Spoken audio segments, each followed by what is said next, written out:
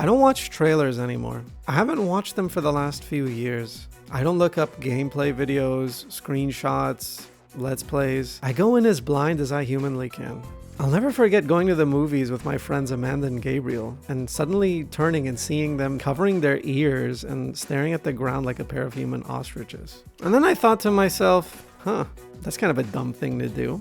But like most things, wisdom can only be obtained through constant questioning of the status quo and trying to understand why people act the way that they do. And it was in this sudden moment of clarity that I realized I was the dumb one for not covering my eyes and ears. Because modern trailers will basically spoil most of the movie for you. And you know what? Thanks to their strategy of never watching trailers, I enjoy movies so much more because I have no idea what to expect. I don't know anything. It's eye-opening how much better things get when you leave our minds completely full of surprise and wonder.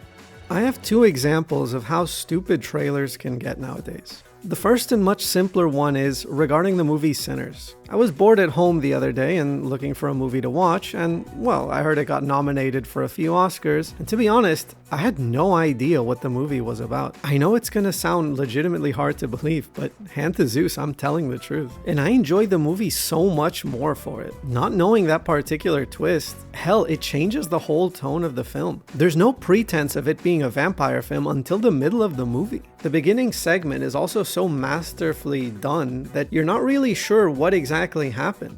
If you haven't seen the movie and don't want to be spoiled, skip ahead to the timestamp below. And now look at the literal trailer. You see the main villain with his mouth covered in blood. The trailer literally spoils the entire twist of the whole movie. And I'm not finished, because if I'm gonna rant on my soapbox to my 50 viewers, then it's story time, baby. Story time with Riva. I'm a Spider-Man fan. Not a Marvel fan, but definitely a Spider-Man fan. Maybe it's because I was born in the same neighborhood, but also, it's Spider-Man. Who is Spider-Man? He's a criminal, that's who he is.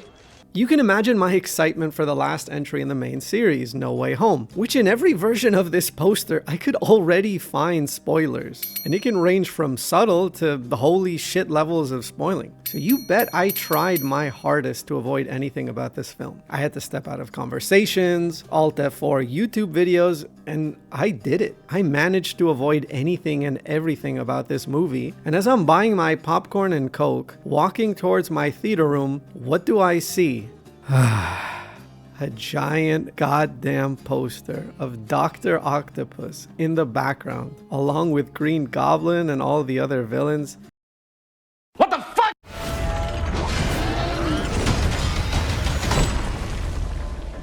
Hello, Peter. Imagine not knowing anything about this scene and finding out in the theater alongside everyone else. It kind of ruined the actual movie for me. I would have been so much more excited not knowing what the actual movie was about. But the second I saw the poster, I'm like, well, okay, then there's going to be some alternate universe stuff and basically just spoil the whole film. So what does this have to do with early access? Well, as some of you have already probably guessed, the two go hand in hand. And rather than separate this into two videos, why not kill two birds with one stone and talk about them both, since the principle is essentially the same. I would argue though that, at least with a movie, you're always getting a finished product. Buying and supporting the practice of early access is ruining your gaming experience. Pure and simple. And if you let me, I want to show you why. Let's start with the most obvious answer, and that's you're not getting a finished product. And it's kind of baffling to me that it's such a common practice nowadays. Imagine if you bought a convertible that in 1 or 2 years unlocked the ability to open its hatch. It sounds ridiculous, but that's basically how I see most of these games. And there are some truly amazing games that have gone through early access. Games that I would have given 10s across the board, like Abiotic Factor or Raft. But this leads me to my second problem, and that's momentum. You see, momentum makes or breaks a single player game. How many times have you spent the first few days powering through a game only to drop it and come back to it many months later? You've lost all your momentum. You don't remember where you are, what you were doing. Hell, you probably forgot the controls. You're literally being forced to kill your momentum. Now, imagine that you're playing the same game, but rather than hitting an end screen, you hit a screen that says, more content next year. I never managed to finish Raft for this exact reason, and I barely pushed myself to finish Abiotic Factor. And I'm glad I did, because the last chunk that I was missing was amazing. But I can tell you that it would have been 10 times better if I had gotten to experience it organically as I was playing through the story with my friend. Even in cases like Hades 2, a game I intentionally waited for a whole year to go out of early access, and I'm glad I did, as the release added the final narrative arc to the game, the real ending, fleshed out familiars, finished keepsakes, tons of balance fixes, new encounters, and so much more. You can't give someone back their first impression of a game. That initial feeling of addiction won't hit as hard the second time you come back after a very long hiatus. As I'm writing this script, I'm saddened to see that a game that I've been waiting for a really long time, Slay the Spire 2, has also decided to go down this route. Why? Why is this the standard in the industry nowadays? Hell, even the concept of a beta is such a shame to me. Not only betas, but alphas, pre-alphas, pre-family and friend alphas. Where does it end? Do you want to read the text documents and see the storyboards of the content you're going to consume? I think it's sad that humanity will never get to experience something like the Burning Crusade ever again. We had no idea what the zones looked like. Because the sad reality is that humans have a tendency to want to solve everything. So if you have a beta for an MMO that you're going to play, by the time the actual game releases, everybody's going to know the optimal routes, the best monsters to kill, the order you should be doing the quests in, how to prep for the raid fights. I just think, why? Why not let people walk into a game completely blind?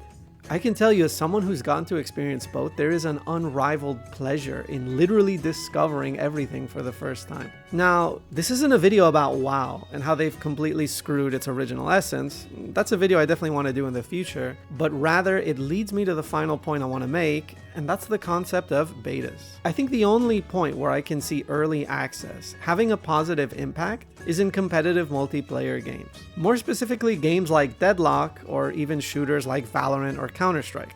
Given the fact that these games require tons of extensive testing to work out gameplay balance, connectivity and server issues, and so much more, it's reasonable to give the company some freedom and leeway to help deliver a better finished product. So why haven't I included MMOs in this category? Well, it's because they're still ultimately a story-based game. You're not playing the same round of Dust 2 with the same guns 10 years down the line. In short, I think early access is something that's purely detrimental in any game that isn't competitive, multiplayer, and or online. I know that it's been said 1,000 times, and it's ultimately rather futile, but try and vote with your wallet. If enough people stop buying these games when they hit early access, you'll give companies no other choice than to release finished products. Finally, to those who might be wondering how to avoid wasting your time if you're trying things blindly, I said I go in blind, but that doesn't mean I don't look at the reviews before deciding where I want to spend my time. All it takes is one simple look at a Steam page or a visit to IMDb, and I would say that it's accurate about 90% of the time. The only exception to my rule would be when I'm waiting for something that I'm going to play no matter what, but that's because I'm a fanboy, and let me tell you that those are way more of a mixed bag. I hope that after watching this video, you decide and try to go in fully blind for the next video game or even TV series or movie that you're looking forward to. I promise you that you'll enjoy it so much more. Oh, and don't feel bad about looking like a human ostrich while you're in the middle of a trailer or waiting an entire year to play something, because I'll be doing the exact same thing as you. Thank you so much for watching my video. I hope you enjoyed it. And in case anybody was wondering why I used so many trailers even though I'm so anti-trailer, I only used games that I've already played or movies or series that I've already watched. Anyways, I'll see you guys in the next video.